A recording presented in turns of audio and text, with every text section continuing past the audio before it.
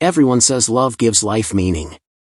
But what if the very hunger for that meaning, the ache to be chosen, to belong, to be finally seen, becomes the quiet machinery of a man's undoing? We are raised on a single story: find her, build with her, grow old with her, and in that shared existence, you will be made whole. It is repeated so often, so gently, that we mistake it for truth, not tradition. Not marketing. Not a system designed to harvest male energy, discipline, and loyalty under the banner of romance. Look closely at the world today. More men are walking away, not in bitterness, but in clarity. They are not broken. They are awakening. They are choosing solitude, not as a failure of love, but as a refusal to confuse attachment with aliveness. And in that choice, they are discovering something radical. Peace is not found in being held. It is found in holding yourself, steady, unshaken, unapologetically, through the storm. Society still sees the single man as a man in waiting, incomplete, immature, emotionally stunted, as though his life is a sentence missing its final punctuation. But the man who chooses solitude is not waiting for someone to fix him. He is finishing the work no one else can do, the reclamation of his own sovereignty. He is not running from women. He is running toward himself, after decades of detours, apologies, and compromises that cost him not just time, but identity.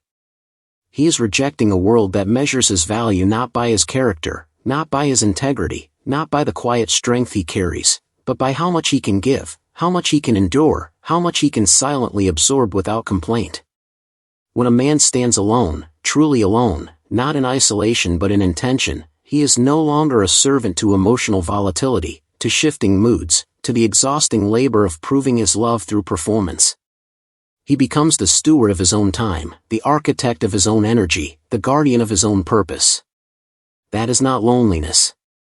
That is liberation. Men are told relationships will ground them.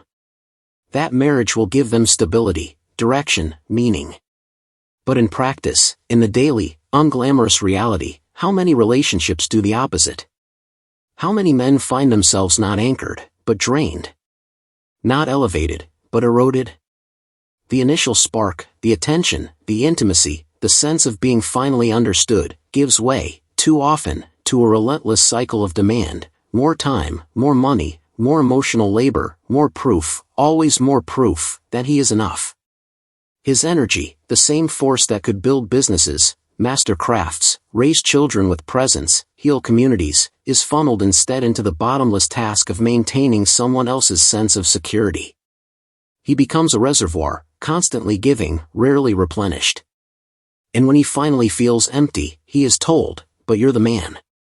You're supposed to be strong." As if strength meant infinite capacity for self-erasure. Solitude gives back what romance, in its current form, so often takes: focus, discipline, stillness. Imagine a man who wakes not to the chime of a shared calendar, not to the weight of unspoken expectations, but to his own rhythm. He moves through his morning without negotiation. He trains his body not to impress, but to inhabit, to feel the strength in his limbs, the breath in his lungs, the quiet hum of being alive in his own skin. He builds his business not as a means to fund someone else's dream, but as an expression of his own vision, slow, deliberate, uncompromised. He eats when he is hungry. He rests when he is tired. He travels when the horizon calls, no permission needed, no justification offered. He answers to no one but himself, not out of arrogance, but out of deep respect for the life he has been given, and the responsibility to live it fully.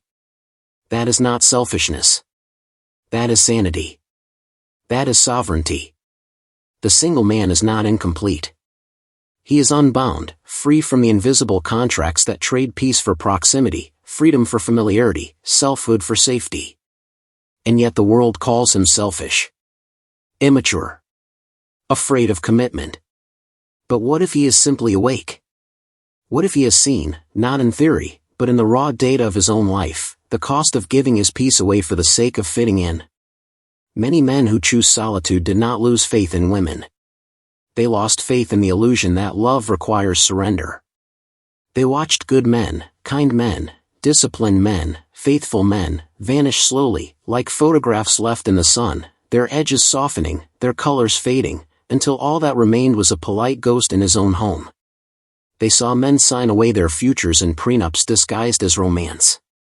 They saw men pour decades into marriages only to walk away with half their assets, none of their dignity, and all of the regret. They saw men medicate their exhaustion, numb their grief, hide their tears behind jokes and beer, all while being praised for holding it together. So when a man chooses solitude, he is not rejecting connection. He is rejecting coercion disguised as care. He is not running from intimacy. He is redefining it, not as dependency, but as choice. Not as need, but as offering. A man who stands alone learns to nurture himself, not in narcissism, but in necessity. He learns to cook a meal and eat it slowly, savoring the salt, the heat, the silence. He learns to sit with discomfort without reaching for distraction, no phone, no TV, no dating app to numb the ache of being present. He learns that peace is not the absence of noise, but the presence of alignment, when his actions, his values, and his time move in the same direction.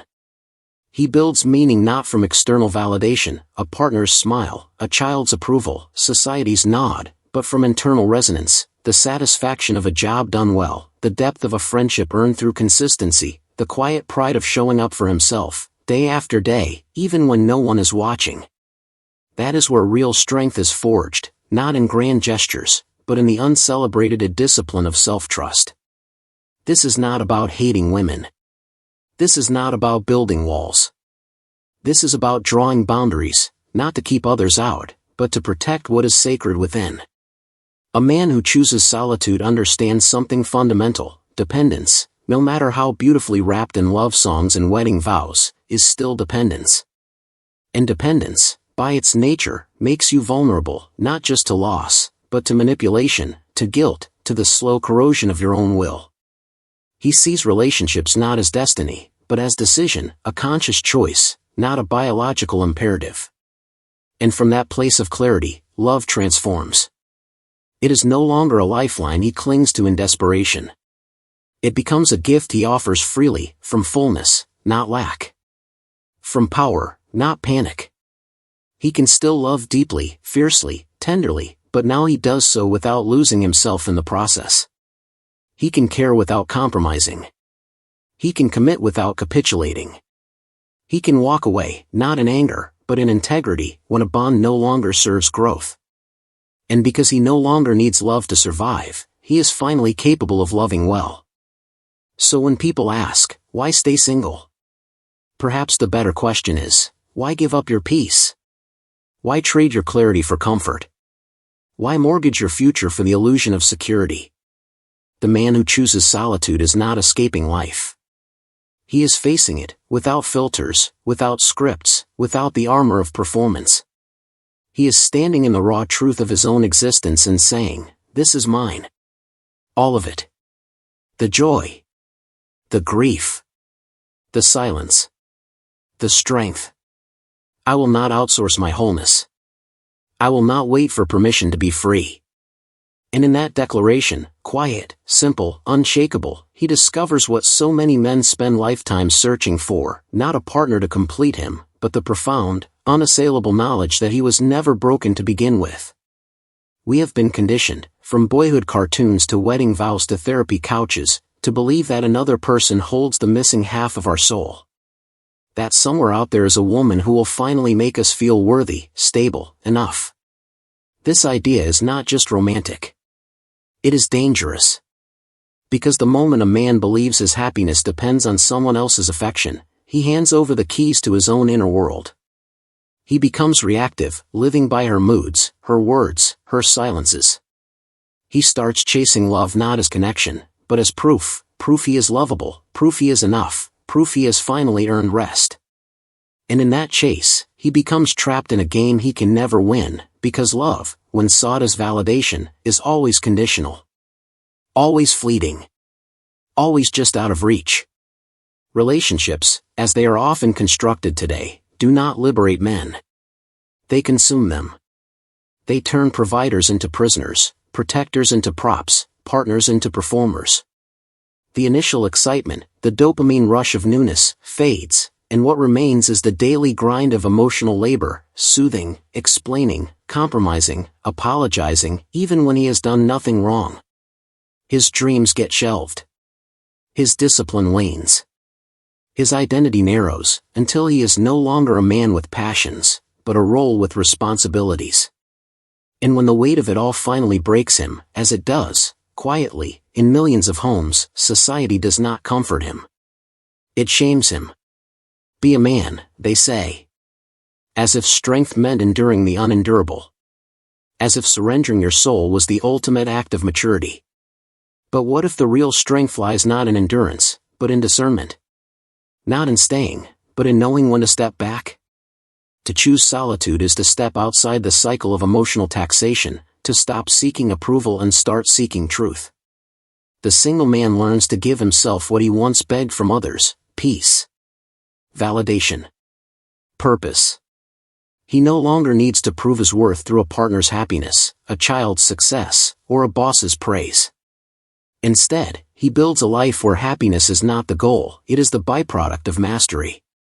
Of showing up. Of honoring his word, especially to himself. This does not mean he rejects connection. It means he sees relationships for what they truly are, not obligations, but invitations. Not necessities, but possibilities. And when a man understands this, love transforms, from a need into a choice, from dependency into clarity. He can still love deeply. But now he does so from a place of power, not weakness. He can offer his time, his energy, his heart, not because he fears being alone, but because he chooses to share his abundance. And when that shift happens, when a man stops chasing validation and starts cultivating presence, something inside him settles. He no longer fears solitude.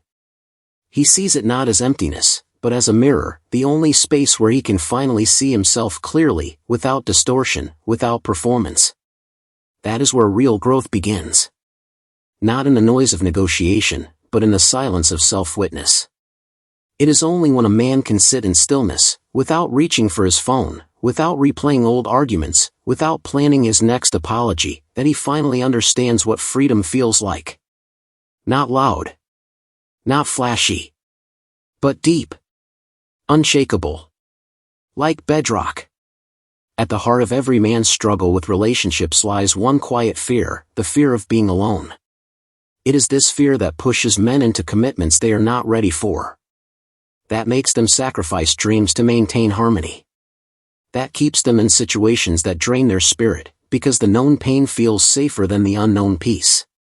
But solitude, when embraced consciously, is not punishment. It is purification. It strips away the illusions, the roles, the masks, the scripts, until only the truth remains, who you are when no one is watching. No one is judging. No one is depending on you to be anything other than real. Modern relationships often blur the line between love and control. Many men believe they need a woman to feel complete, to be seen as mature, to validate their existence, to give their life meaning. But the moment you tie your worth to someone else's affection, you surrender control of your emotional state. You become reactive, walking on eggshells, editing your words, dimming your light, all to avoid the storm you know is coming. And when that storm comes, as it always does, your sense of stability crumbles. Because you built your house on sand, the shifting tides of another person's emotions. This is not love. This is emotional dependency, and dependency, no matter how tenderly framed, is still a form of bondage. A man who embraces solitude learns a different rhythm. He finds peace not in distraction, but in depth. He does not seek escape in dating apps or temporary flings to fill the silence. He uses that silence to rebuild, to sharpen his mind, strengthen his body, clarify his purpose. Alone time becomes a forge, painful at first, yes, but transformative. In the heat of that solitude, he stops seeking to be understood and begins the far harder, far richer work of understanding himself. He asks questions no one else can answer. What do I truly value? What drains me, and why do I keep allowing it? What would I do if I were not afraid of disappointing someone? This transformation often scares others. They call him cold. detached, broken. But in truth, he has simply stopped playing a game that was never built for his freedom. Society profits from distracted men, men who chase pleasure instead of purpose, approval instead of power, noise instead of truth. But a man who masters solitude is unpredictable. He cannot be manipulated by guilt, because he knows his worth is non-negotiable. He cannot be swayed by flattery, because he no longer needs external confirmation. He cannot be broken by fear, because he has already faced the thing he feared most, being alone with himself. And he survived. More than that, he thrived. There is a quiet beauty in that independence. It is visible in the way he moves through the world, not with arrogance, but with ease. In the look in his eyes, not desperate, but deliberate. He may still love. But he does so freely, without losing himself in the process. He may still care. But he never compromises his peace to prove it. That is the paradox of solitude. It feels lonely at first, a vast, echoing space where old habits scream for distraction. But over time, that space fills, not with people, but with presence. With clarity. With the deep, unshakable knowledge of who you are, what you stand for, and what you will no longer tolerate. That is the foundation of true connection, not with others first, but with yourself. Only a man who knows how to be alone can ever truly choose love, because he no longer needs it to survive. And that, perhaps, is the secret most men never discover until it is too late. There is a difference between being single and being free. Many men are technically single, but still enslaved. Haunted by their past. Addicted to attention. Obsessed with finding the next one to fill the hole they refuse to face. Freedom begins when you no longer crave escape through romance, when you realize that peace does not come from company, but from control. Control of your time. Your energy. Your narrative. A man who owns his solitude no longer seeks permission to live. He does not ask if his ambitions are too much, if his goals are too selfish, if his independence is too intimidating. He simply acts, because every action aligns with his personal vision, not someone else's expectations. In contrast, the man who builds his life around approval becomes trapped in invisible chains. He may wear the mask of the family man, the dutiful husband, the reliable provider, but behind it lies a silent exhaustion that no vacation can cure. Every decision, what to buy, where to go, how to spend his time, must pass through another's filter. And as the years pass, his spark fades. His freedom dissolves into obligation. His laughter turns into politeness. The man who once dreamed of building something lasting now asks permission to leave the house. Freedom is not rebellion. It is awareness. It is the ability to see the cost of compromise before you pay it. When you live alone, your time is your currency, and you spend it on things that compound, skill, knowledge, health, legacy, not on things that depreciate, drama, validation, temporary comfort. This is where strength grows, not in grand declarations, but in the daily discipline of a man who answers to no one but himself. He travels not to impress, but to expand. He learns not to compete, but to connect. He invests not in gifts, but in growth. He channels his effort into things that appreciate over time, his craft, his wisdom, his character, rather than into people who may, one day, walk away with half of what he built. Freedom from emotional chaos sharpens the mind. A man who is not distracted by constant negotiation can focus on expansion, on building something that outlasts him. He learns that discipline compounds faster than romance ever will. And when he looks back, he sees results, not heartbreaks. His life becomes proof that stability does not come from sharing your burden. It comes from mastering it. Yet this is not about bitterness. It is about clarity. Not all women diminish men. But enough do, or enough systems do, to make wisdom a necessity, not a luxury. The world rewards the man who builds, not the man who gives everything away in hopes someone notices. So guard your resources, not out of fear, but out of respect for what you have earned. Every dollar, every hour, every ounce of focus you possess is sacred energy. It is the currency of your freedom. Spend it wisely, not impulsively, not emotionally, not out of guilt. Because in the end, power does not belong to the man who provides the most. It belongs to the man who protects what he has built, and who he has become. Emotional chaos destroys men more quietly than poverty ever could. A man can recover from a lost job, a failed business, even the death of a dream, but constant emotional turmoil? That seeps into the bones. It lives in the clenched jaw at breakfast. In the way he stares at the ceiling at 2 a.m., replaying conversations he didn't even want to have. In the slow dimming of his eyes, not from age, but from exhaustion. Relationships built on control, insecurity, or unspoken resentment don't just drain a man. They dismantle him, piece by piece, year by year, until all that remains is a functional shell, moving through the motions of a life he no longer recognizes as his own. He stops sleeping well. Stops training. Stops dreaming in color. His fire, that raw, untamed energy that once made him laugh loudly, take risks, believe in impossible things, turns into a dull, persistent fatigue. And the cruelest part? Society still tells him this endurance is noble. Be the rock, they say. As if strength meant turning yourself into stone, cold, immovable, and utterly lifeless. But solitude teaches the opposite. It teaches that peace is not a luxury reserved for the privileged or the retired. Peace is a non-negotiable requirement for survival, like air, like water, like sleep. A man who lives alone learns to protect his energy like it is oxygen, because, in truth, it is. He eats clean not to impress, but because his body is his instrument, and he refuses to play a symphony on a broken violin. He trains hard not to punish himself, but to reclaim the vitality that years of emotional negotiation stole from him. He rests deeply, not out of laziness, but out of reverence for the sacred work of restoration. His home becomes a sanctuary, not a stage. No shouting matches that leave him shaking hours later. No emotional blackmail disguised as concern. No walking on eggshells, editing his words, dimming his presence to avoid triggering someone else's instability. Just quiet. Just presence. Just the steady rhythm of a life lived on his own terms. And in that quiet, something remarkable happens. His body begins to heal. His mind clears. His focus sharpens. He starts to remember who he was before the world taught him to shrink. Freedom from drama isn't coldness.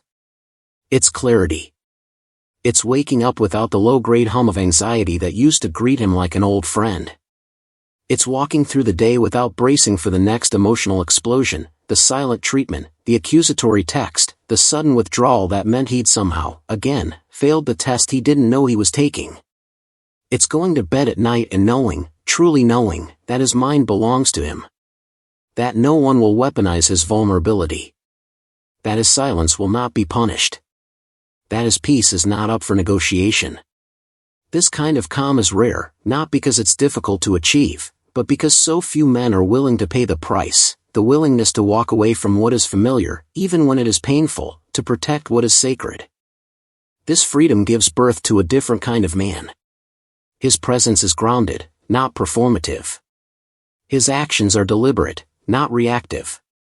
He doesn't chase validation, because he no longer believes his worth is something to be earned through effort, sacrifice, or suffering. He doesn't react to provocation, because he sees it for what it is, someone else's pain looking for a target. He's not emotionally numb. He's emotionally disciplined, and there is a vast difference between the two. Numbness is shutdown. Discipline is choice. It is the ability to feel deeply, grief, joy, anger, love, without being hijacked by it. It is the strength to hold space for another's pain without making it his emergency. To listen without fixing. To care without collapsing. To love without losing himself. He understands, finally, that real strength is not in enduring suffering, it is in avoiding unnecessary pain. Not out of cowardice, but out of wisdom. Not out of avoidance, but out of discernment. He has learned that some battles are not worth fighting, not because he is weak, but because he is strategic. He conserves his energy for what matters, his health, his growth, his contribution, his peace. And in that conservation, his power grows, not loudly, not aggressively, but deeply, like roots spreading beneath the surface, unseen but unshakable. The quieter his life becomes, the louder his presence resonates. People sense it, not in words, but in energy. They feel the calm, the certainty, the lack of need. And that, more than money, more than status, more than charm, is what draws respect. Not pity. Not admiration born of performance. But deep, quiet respect, the kind that cannot be faked, and cannot be bought. Solitude doesn't isolate you. It refines you. It strips away the noise, the opinions, the expectations, the endless demands, until only the essential remains.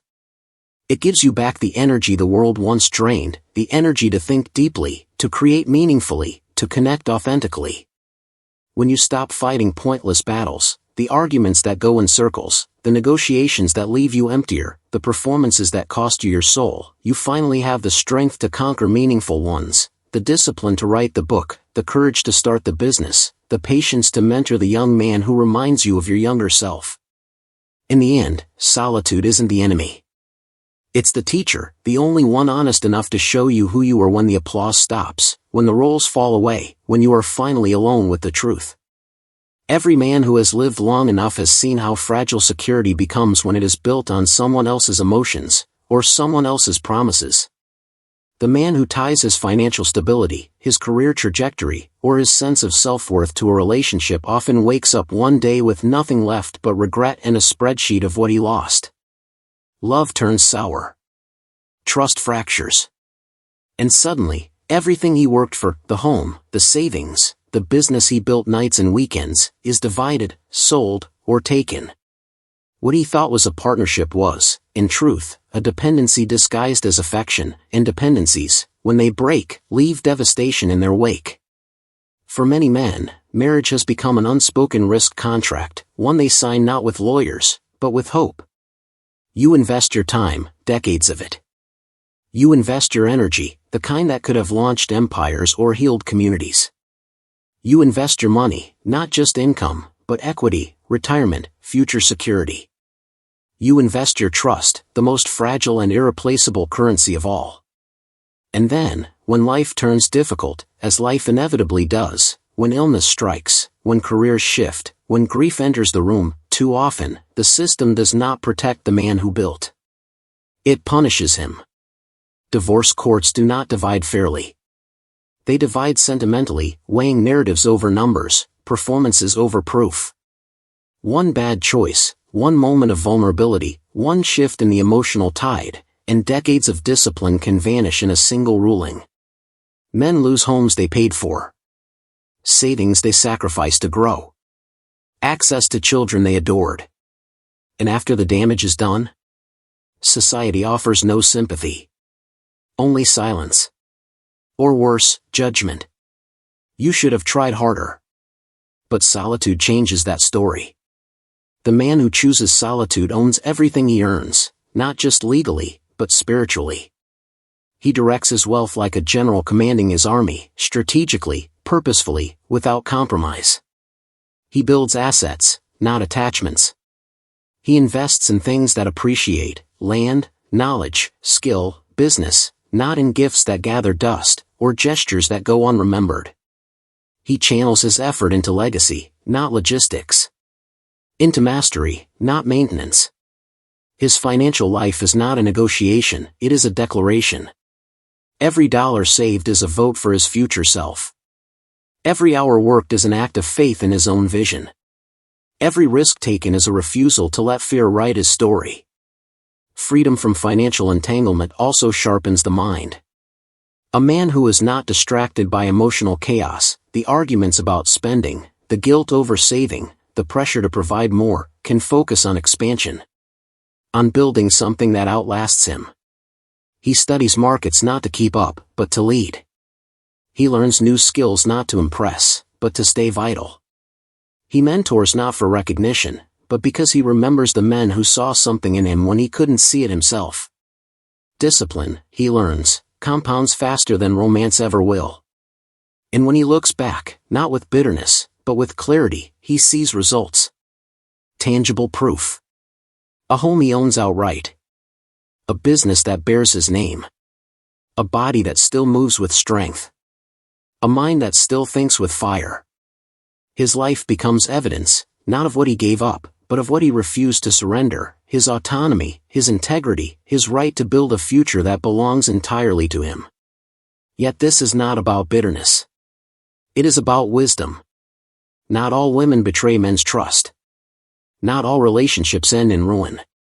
But enough do, and enough systems are tilted in ways that leave men exposed, to make caution not paranoia, but prudence.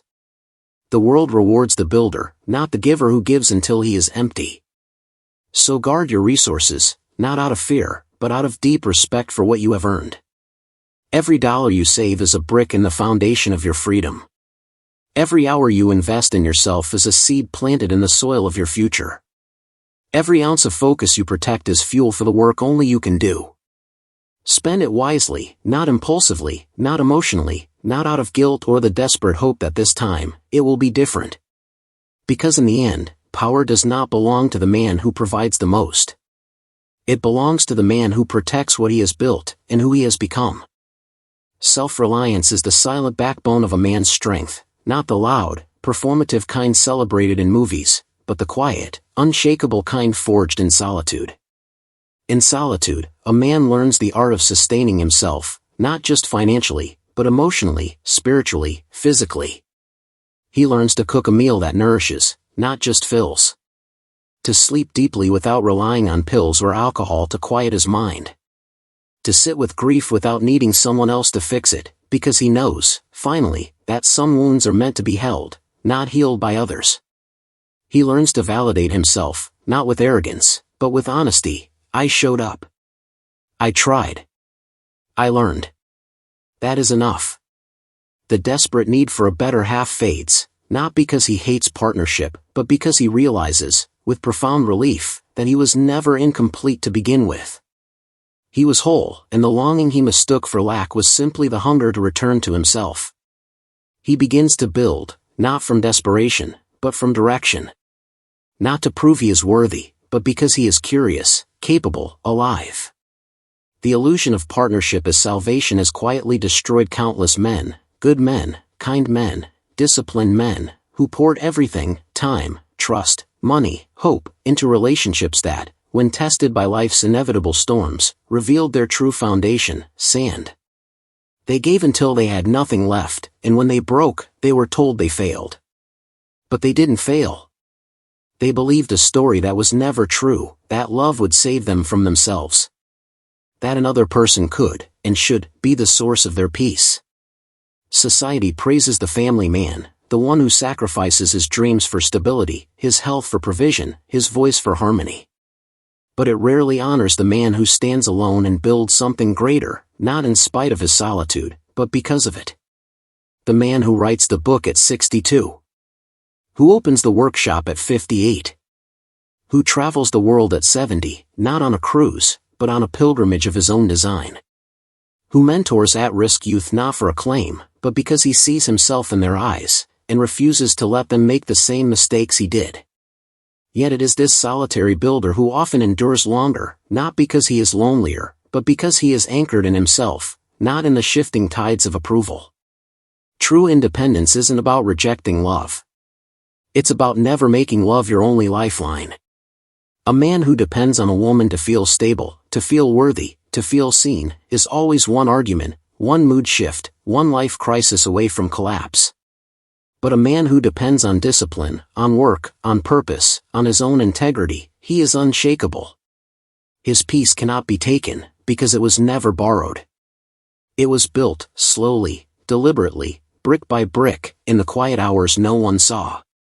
To be self-reliant means more than paying your own bills or cooking your own meals. It is emotional sovereignty, the ability to handle your own storms without demanding someone else hold the umbrella. It is facing your insecurities not with denial, but with directness, looking them in the eye and saying, I see you. You are part of me. But you do not get to drive. It is taking full responsibility for your pain, not to blame yourself, but to free yourself from the exhausting search for a savior.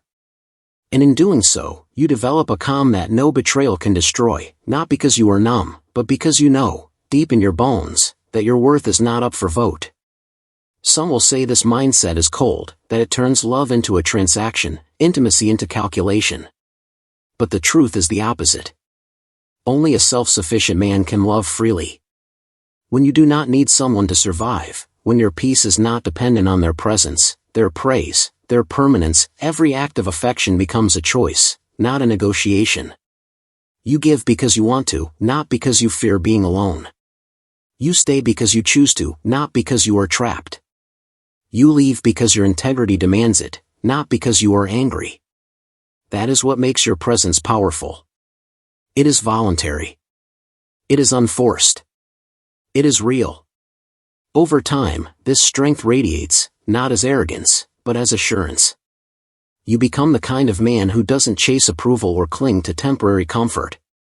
You walk away when something threatens your peace, not with drama, but with dignity. You stay only where growth exists, not because you are rigid, but because you are clear. And every day you remain self-reliant, you reinforce an identity that no failure, no breakup, no betrayal can touch, because it is not built on what you have, or who you're with, but on who you are. In the end, solitude doesn't make you less human. It makes you whole, not by adding something missing, but by removing what was never yours to carry. There is a profound difference between loneliness and aloneness, and modern culture deliberately confuses the two. Loneliness is the ache of disconnection, the feeling of being unseen, unheard, unheld, even in a crowd. Aloneness is the state of being physically alone, and it can be either painful or peaceful, depending on the condition of your inner world. The man who chooses solitude is not seeking aloneness. He is seeking freedom from loneliness, the kind that lingers even in bed beside someone who no longer sees him. He is trading the illusion of connection for the reality of presence, with himself. He learns that companionship without compatibility is just cohabitation. That intimacy without integrity is just performance. That love without freedom is just attachment, and attachment, when it demands the sacrifice of self, becomes suffering. He stops confusing intensity with depth, the fireworks of early romance with the steady flame of mutual respect. He stops believing that drama is passion, that jealousy is love, that control is care. He sees these for what they are, fear in disguise, and he refuses to let someone else's fear dictate the terms of his life. This is not about building walls. It is about building boundaries, not to keep love out, but to protect the sacred space where love can grow authentically, not desperately. He no longer seeks to be understood, because he has done the harder work of understanding himself. He no longer needs to explain his goals, his pace, his need for silence, because he knows they are not up for debate.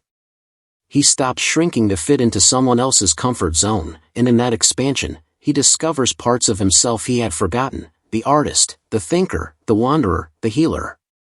And as he reclaims these fragments, something shifts in his relationships, even the platonic ones. His friendships deepen, not because he needs them more, but because he has more to offer. His presence becomes a gift, not a demand. He listens without waiting to speak. He holds space without needing to fix. He gives without keeping score. He becomes the man others turn to not for solutions, but for steadiness, because they sense, in his quiet confidence, the rarest of things, a man who belongs fully to himself.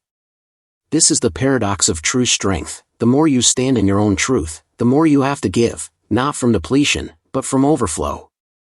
Not from obligation, but from abundance. You no longer love to be loved. You love because you are full, and fullness, by its nature, seeks to share. But you share from choice, not need. From power, not panic. And that changes everything. The world may still whisper that you are incomplete without a partner, that your life is somehow lesser, quieter, less meaningful. Let them whisper. Their words are echoes in a house you no longer live in. You know better now. You know that peace, deep, unshakable, self-generated peace, is the highest form of love. Not the love that shouts, but the love that settles. Not the love that demands, but the love that allows. You know that mastery over your own emotions, the ability to feel without being ruled by feeling, is far more valuable than mastery over anyone else. And you know, with quiet certainty, that the real measure of a man is not how many people depend on him, but how little he depends on others to feel whole. When you can sit in silence and feel no fear, when the stillness no longer screams, but sings, that is when you've arrived. That is when solitude transforms from emptiness into empowerment. You no longer live reactively, pulled by the tides of others' moods, expectations, crises. You live intentionally. Every choice becomes deliberate. Every action becomes sacred. You move through the world not as a supplicant, but as a sovereign, not because you dominate, but because you are at peace with your own authority. So to every man walking this path, weary, wise, and wondering if he's the only one, hear this: you are not broken. You are breaking free. Choose solitude not as escape, but as ascension. Use it to build discipline, not as punishment, but as devotion. Use it to build wealth, not for status, but for security. Use it to build peace, not as an end, but as a foundation. Let others chase comfort. You chase clarity. Because once you've tasted true freedom, the kind that comes not from having no chains, but from knowing you hold the key, dependence, in any form, feels like death. No one can take away a man who belongs, fully, finally, irrevocably, to himself. There comes a time, usually in the quiet years after 50, sometimes after 60, when a man stops measuring his life in milestones and starts measuring it in moments of alignment. The promotions, the weddings, the house upgrades, they fade in significance. What remains is the quality of his days, the depth of his sleep, the steadiness of his breath, the clarity of his conscience. This is not resignation. It is revelation. He begins to see his life not as a ladder to climb, but as a garden to tend, and for the first time, he is not apologizing for the weeds he let grow, nor mourning the flowers that never bloomed. He is simply present, kneeling in the soil, hands in the earth, doing the work that matters now. For many men, this awakening arrives not with a bang, but with a whisper, in the mirror, after a doctor's appointment that said your numbers are good, for your age. In the silence after a child moves away for the last time. In the space left behind when a decades-long relationship ends, not in fire, but in slow cooling, like embers giving up their heat. And in that space, instead of panic, he feels something unexpected, relief. Not because he didn't love, but because he no longer has to pretend. He no longer has to edit himself to fit into a story that was never truly his. He can finally exhale, and in that breath, he rediscovers a truth he buried long ago: he is still here. Not broken. Not used up. But alive, and with time, if he is wise, still to give. This is where real strength emerges, not the strength of youth, which is loud and urgent and often blind, but the strength of maturity, quiet, deliberate, deeply rooted. It is the strength of the oak, not the sapling, weathered, yes, but unbroken. The man over 60 who chooses solitude is not retreating from life. He is refining it. He has seen enough to know that drama is not depth. That busyness is not purpose. That being needed is not the same as being valued. He has watched friends sacrifice their health for careers that discarded them at 65. He has watched brothers pour their savings into marriages that left them with debt and regret. He has watched himself, years ago, say yes when his soul whispered no, all to keep the peace, to be the good man, the reliable one, the one who never caused trouble. But now he causes trouble, the sacred kind. The kind that disrupts illusion. He says no, not with anger, but with calm finality, to obligations that drain, to relationships that diminish, to narratives that no longer serve. He says yes, with quiet joy, to the things that feed his spirit, the long walk at dawn. The library card renewed every month. The woodworking bench in the garage, covered in sawdust and possibility. The handwritten letter to a nephew going through what he once did. The silence that no longer frightens him, but frees him. He understands now that time is not money. Time is life, and he will no longer spend it on things that do not align with his truth. He travels not to check boxes, but to feel the sun on his face in a place he has never been. He learns Spanish, not to impress, but because his mind still hungers, still stretches, still delights in the challenge of a new sound. He volunteers at the community center not for recognition, but because he remembers the man who once saw him, truly saw him, when he was lost, and offered a hand without asking for anything in return. He pays that forward, not as debt, but as devotion. And in this late life reclamation, he discovers something society never taught him: a man's value does not decline with age, it deepens. His worth is not in his earning power, his virility, his usefulness to others. It is in his presence. In his patience. In the quiet certainty that comes from having faced his own darkness, and walked through it, not around it. He is no longer trying to be the hero of someone else's story. He is finally the author of his own, and the pen is steady in his hand. This is where regret transforms into redemption, not through grand gestures, but through daily choices. The regret of silenced voice becomes the redemption of speaking truth, gently, when it matters. The regret of abandoned dreams becomes the redemption of building something small, beautiful, and entirely his: a bench for the park, a memoir for his grandchildren, a scholarship in his mother's name. The regret of lost years becomes the redemption of this year, lived fully, fiercely, on his own terms. Redemption is not about erasing the past. It is about honoring it, the mistakes, the sacrifices, the love that was real, even when it ended, and choosing, still, to move forward with integrity. He no longer needs to prove he is enough. He knows it, not as arrogance, but as fact, as steady and undeniable as sunrise. And in that knowing, he becomes a sanctuary, not just for himself, but for others. Younger men seek him out, not for advice, but for presence. They sit with him in silence, and in that silence, they feel something rare: safety. Permission. The unspoken message: you don't have to perform here. You can just be. He does not offer solutions. He offers witness. He does not fix. He holds space. And in that space, healing begins, not because he is perfect, but because he is real. This is the quiet power of brotherhood, not the loud, performative kind of bar nights and bravado, but the deep, sustaining kind forged in shared silence, in mutual respect, in the understanding that every man is fighting a battle no one else can see. He calls his old friend not to gossip, but to check in: you still breathing? Yeah. You? Yeah. And that is enough. They meet for coffee, no agenda, no performance, just two men, weathered, wise, choosing to show up. In a world that tells men to compete, this is rebellion. In a world that tells men to isolate, this is revolution. Legacy, he learns, is not about monuments or money. It is about moments, the way he treated the cashier who was having a hard day. The patience he showed the teenager learning to drive. The time he took to listen, truly listen, to his sister's grief, without rushing to fix it. Legacy is the quiet ripple of a life lived with integrity, not perfectly, but persistently. It is in the values he modeled, not the victories he won.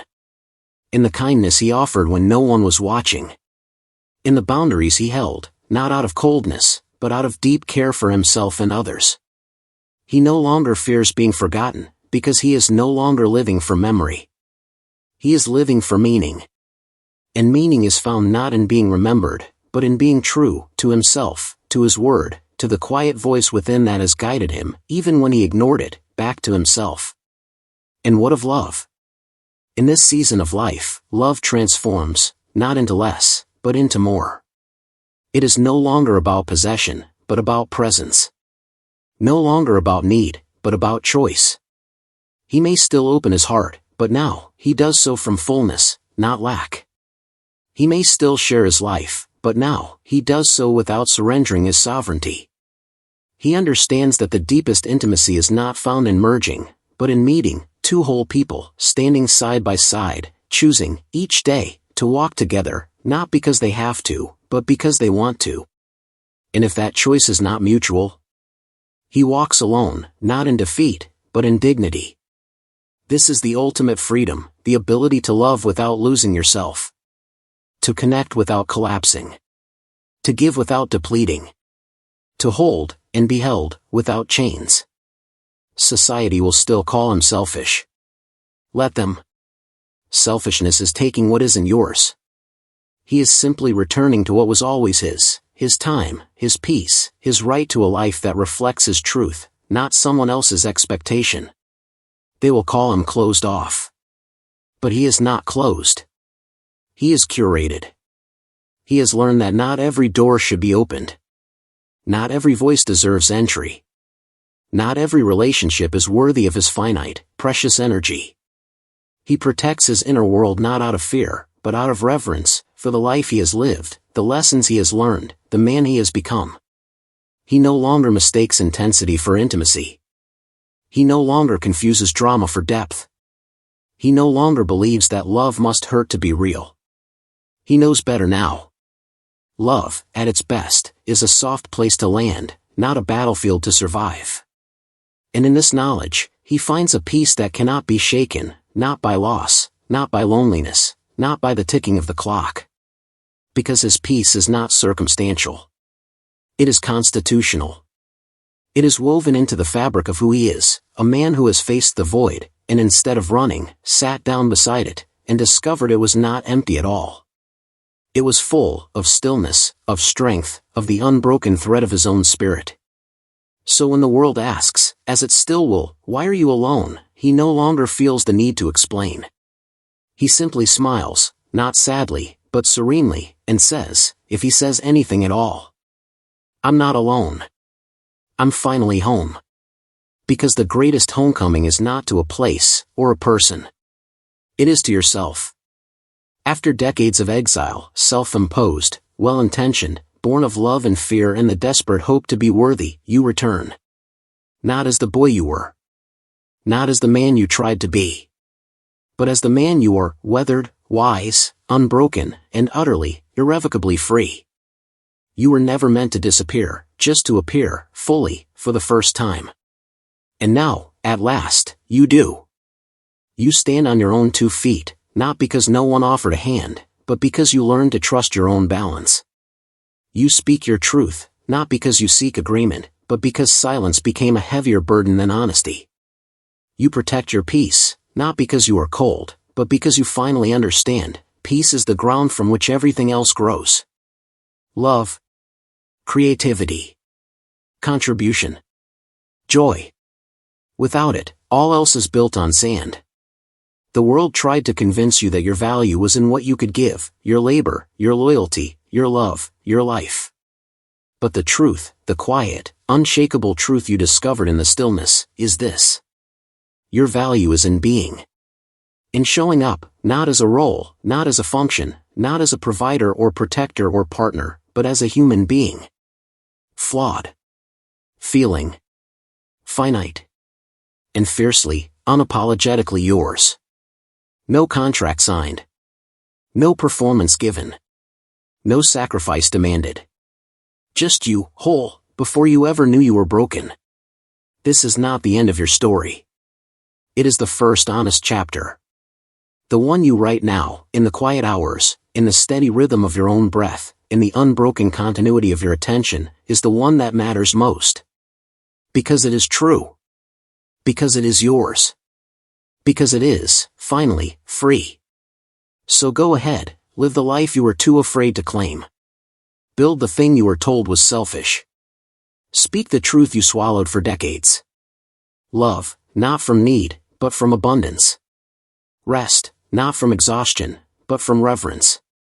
And when the evening comes, as it will for all of us, may you look back not with regret for what you lost, but with gratitude for what you reclaimed. Yourself. Not perfect. Not finished. But present. Powerful. And at long last. At long, long last. Free. You were never meant to shrink. You were meant to stand.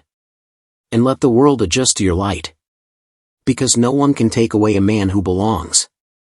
Fully, finally, irrevocably. To himself.